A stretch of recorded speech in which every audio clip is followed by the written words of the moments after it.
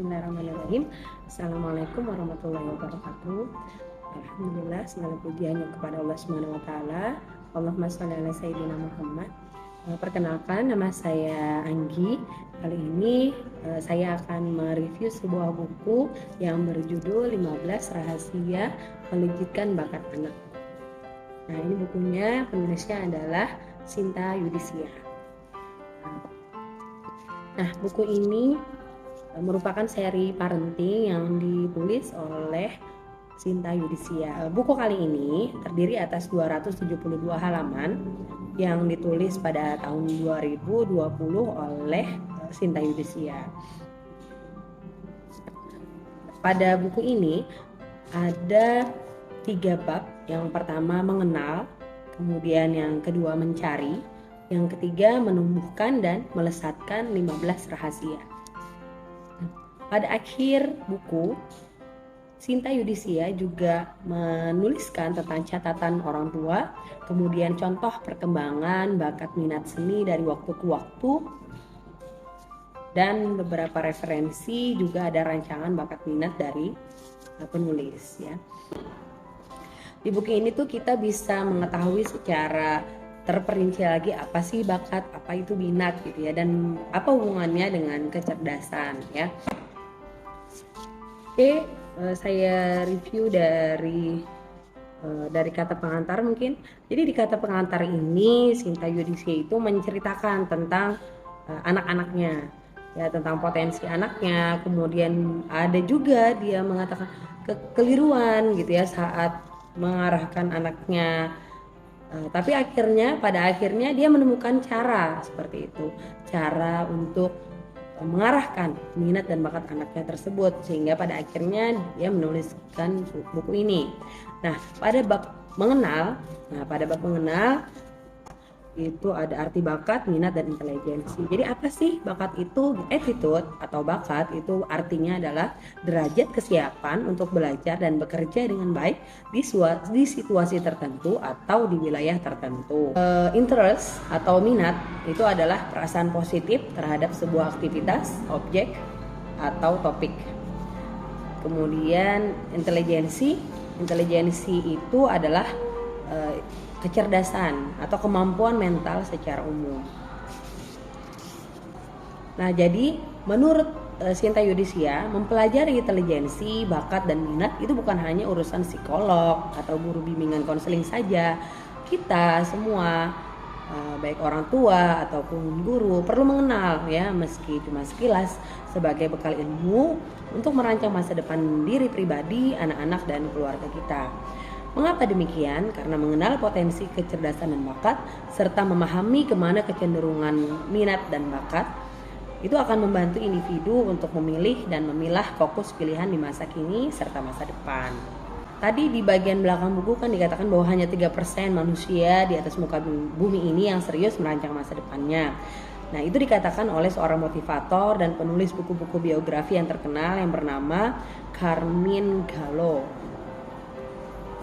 Nah, oleh karena itu kita tentu kan tidak ingin menjadi orang yang menyia-nyiakan hidup kita. Jadi boleh saja mungkin hidup mengalir, tapi kita harus jelas arahnya kemana seperti itu. Nah, jadi dengan mengetahui apa bakat dan minat kita, itu mungkin bisa membuat kita lebih terarah seperti itu ya, seperti yang dikatakan oleh penulis di buku ini. Nah, kemudian di bagian mengenal ini juga Sinta Yudhistira menjelaskan satu persatu apa sih hubungannya antara intelijensi atau kecerdasan dengan bakat dan minat itu. Kira-kira kalau intelijensi dengan bakat dan minat itu akan menghasilkan apa seperti itu. Nah, jadi Sinta Yudhistira itu mengatakan bahwa intelijensi plus bakat minat itu menjadikan sesuatu yang wow gitu ya. Ya, contohnya itu seperti B.J. Habibie ya, Albert Einstein. Mereka berhasil gitu ya menekuni karir hidupnya berbekal kecerdasan mereka yang luar biasa dan prestasi di bidang bakat minat masing-masing. Kemudian saya lanjutkan ke gabungan antara intelijensi tapi tidak dengan bakat dan minat. Nah, itu akan, kata Sinta Yudhistira, itu akan berakhir nestapa ya. Orang yang memiliki IQ tinggi ya, tetapi hidupnya tuh gagal gitu.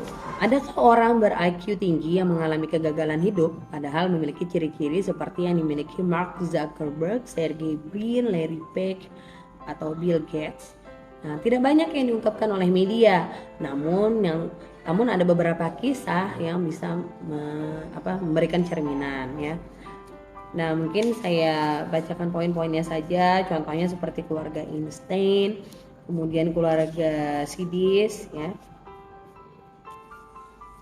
Ada juga Christopher Langan yang merupakan fenomena abad ini yang mungkin akan membuat orang merasa Christopher Langan itu menyanyiakan hidupnya. IQ-nya 195 tapi tidak menjadikan Langan itu pengen masuk Oxford atau Harvard ya, atau menjadi pakar-pakar ilmuwan, tapi dia lebih memilih berprofesi lain seperti itu. Dia lebih suka bertukang, bertani atau beternak. Nah, kemudian di bagian selanjutnya bakat minat tapi minus intelijensi ya. Ada juga yang seperti itu. Intelijensi mungkin memang kita anggap gitu ya sebagai penyumbang keberhasilan seseorang, tetapi bukan satu-satunya. Orang yang intelijensinya sedang atau rendah justru merasa kurang pintar sehingga fokus pada satu hal ya, tidak harus perfect ya. Tapi mau gitu ya mendengar masukan dari orang lain. Nah, jadi kalau bakat minat ada tapi intelijensinya sedang atau kurang, itu bisa berhasil ya. Contohnya seperti olahragawan Muhammad Ali, kemudian ada juga seniman Andy Warhol ya, penyanyi seperti Britney Spears dan Mariah Carey. Nah, itu di bagian bab 1 tentang mengenal. Jadi di bab 1 ini kita tuh kayak dikasih contoh gitu ya, kemudian kita jadi ternyata ada orang yang seperti ini ya, ternyata ada yang seperti ini. Nah, kemudian di bab satunya ini kalau dari saya senang gitu ya, jadi saya mengetahui banyak tokoh-tokoh di luar sana yang ternyata memiliki minat dan bakat tersendiri. Bagian kedua dari buku ini yaitu mencari. Jadi Sinta Yudhistira itu mulai dengan pertanyaan, perlukah mencari bakat dan minat? Nah, kemudian dijelaskan perlukah mencari gitu ya, bahwa ternyata memang potensi kita itu memang harus ditemukan ya, harus ditemukan bakat minat itu gitu ya, supaya menyeimbangkan semua kepedihan, kepahitan, kebosanan, juga kekecewaan. Jadi bakat minat itu menyeimbangkan penyesalan dan kebencian terhadap pilihan yang tidak mungkin kita hindari ya. Hidup kadang menyediakan banyak pilihan, tetapi tak semuanya dapat diambil. Bahkan sesekali pilihan yang tidak disukai justru harus dilaksanakan. Nah, begitu kata Sinta Yudhistira. Nah, kemudian dijelaskan juga di bagian bab 2 ini tentang mencari, yaitu macam-macam bakat dan minat. Terus tentang bakat dan minat itu di mana dan kapan ya. Jadi ada penjelasan juga tentang innate talent atau bakat bawaan, kemudian hidden talent atau bakat terpendam, atau bakat terpupuk. Nah, kemudian kapan minat dan bakat itu bisa ditemukan ya, pada mungkin usia yang sangat awal atau usia yang sudah matang. Nah, jadi pada intinya di bab kedua ini banyak penjelasan tentang bakat dan minat, kemudian juga tentang kepribadian, bahwa kepribadian itu mempengaruhi perkembangan bakat minat. Sebaliknya, bakat minat yang dikembangkan dengan optimal dapat membantu aspek-aspek kepribadian berkembang menjadi lebih positif. Nah, kemudian kita ke bab yang terakhir, yaitu bab ketiga, menumbuhkan dan melesatkan 15 rahasia.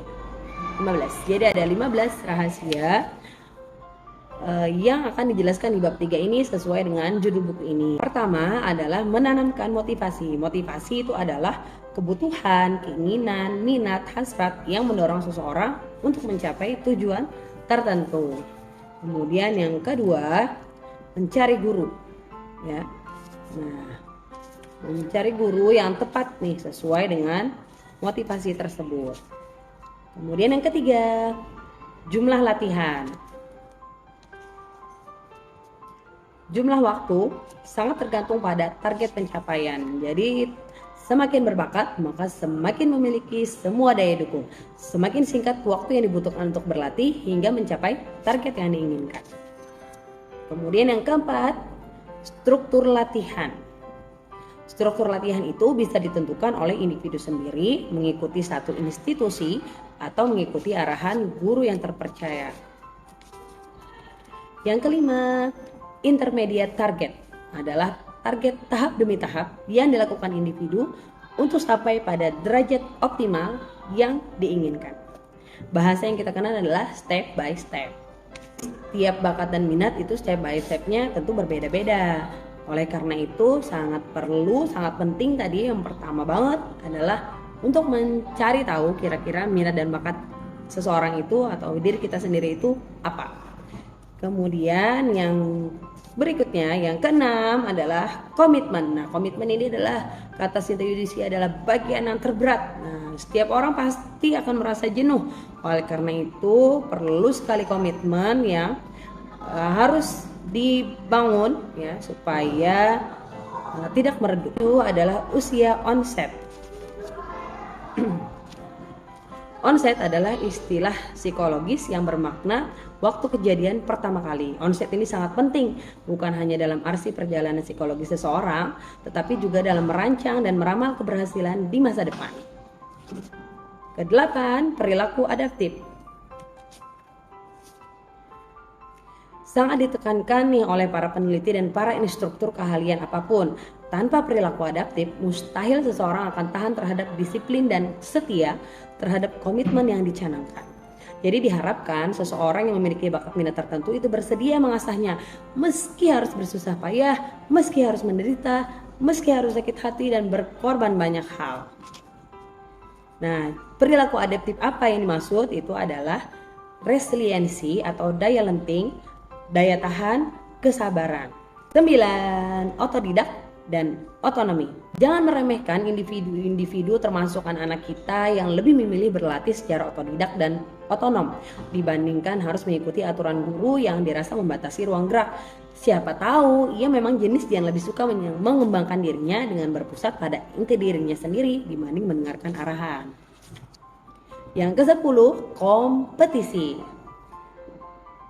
Karena basic insting manusia itu adalah berada di puncak, ya, puncak kekuasaan. Kompetisi itu akan memacu individu untuk lebih meningkatkan kapasitas dirinya. Yang ke-11, attachment atau kelekatan. Yang 12, monomaniak. Supaya seseorang itu fokus pada satu bidang aja, tidak mudah teralihkan gitu ya pada sesuatu yang baru. 11, state of flow.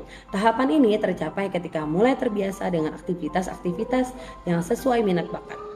Yang 14, jaringan.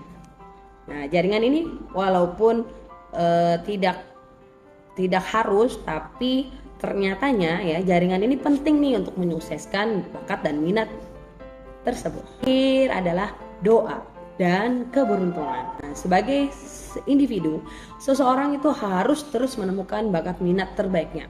Selain terus mengencarkan doa-doa agar segala upaya meraih keberuntungan dan keberhasilan, ya seseorang itu harus didorong ya untuk menggantungkan harapannya kepada Allah Subhanahu wa taala saja. Itu pula dengan anak-anak kita atau anak-anak didik kita. Di bagian doa ini penulis Sinta Yudhistira itu memberikan beberapa doa yang termaktub dalam Al-Quran dan hadis ya supaya bisa diamalkan oleh siapa saja, dapat dibaca untuk diri kita sendiri atau untuk anak-anak kita.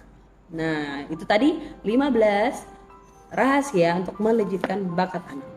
Itu mungkin yang bisa saya review dari buku ini. Pokoknya buku 15 rahasia melejitkan bakat anak yang ditulis oleh Sinta Yudhistira ini insya Allah bisa diterapkan dengan mudah ya, supaya bisa lebih memahamkan kepada diri kita terkait bakat dan minat. Ya, intinya di sini banyak cerita-cerita tokoh ya, sehingga kita bisa mengambil hal-hal terbaik ya dari tokoh-tokoh tersebut ya. Semoga bermanfaat review buku dari saya. Salah hilaf mohon dimaafkan. Wassalamualaikum warahmatullahi wabarakatuh.